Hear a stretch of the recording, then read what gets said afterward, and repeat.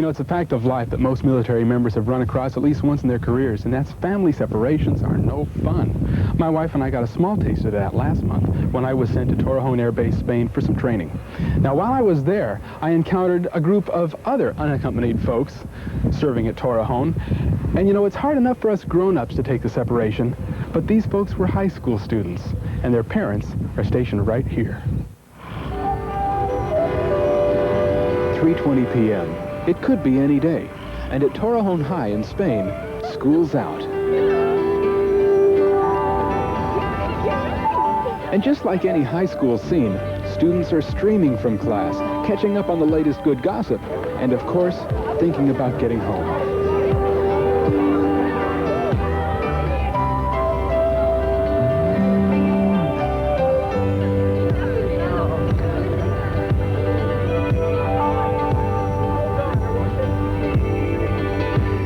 Most of Torrejon High students will board buses today and settle in for the long ride to the Royal Oaks housing area, about 15 miles off base.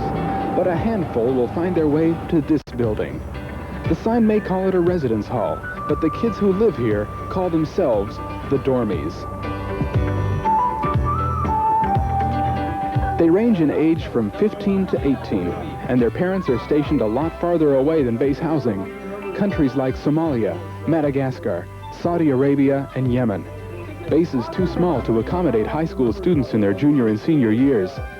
Bases like Iraklion Air Station. 7 children whose parents are based at Iraklion live in Torrejon's student dorm. I was able to talk with 3. Mike Flynn is a junior at Torrejon High who spent his last 8 months getting used to dorm living. What's it like actually living in the dorm away from your folks? I don't really have any problems here. I thought I would at the beginning of the year, but no, it's been pretty easy.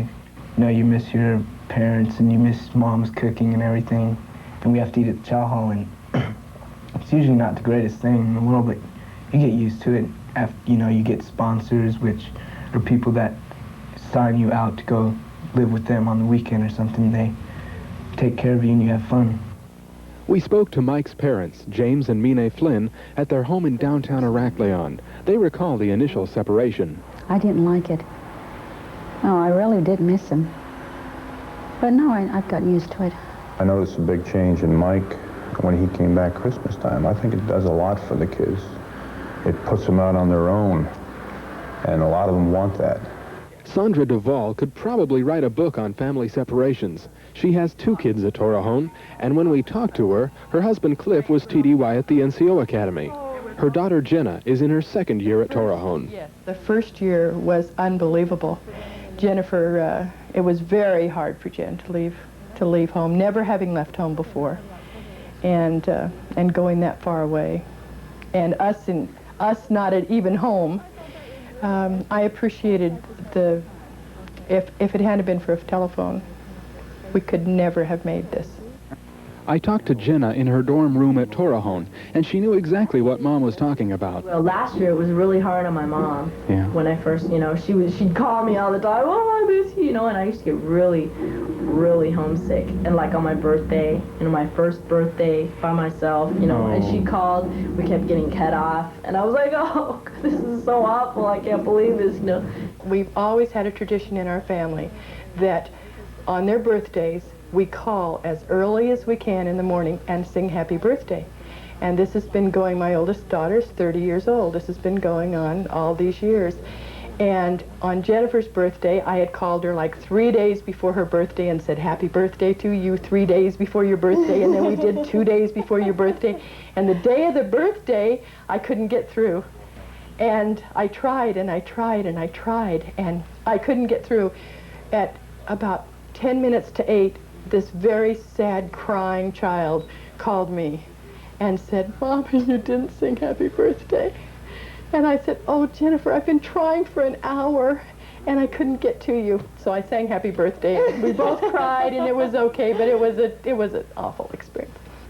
Frank and Helen Holmes' daughter Vanessa is a junior at Torrejon. They found that homesickness works both ways. That's the hardest thing to deal with homesickness. And even though we were prepared with, by Dr. Howitt's conferences he had, and other parents who'd gone through the same thing, you still can't be prepared for when that phone rings and you've got an unhappy child at the other end.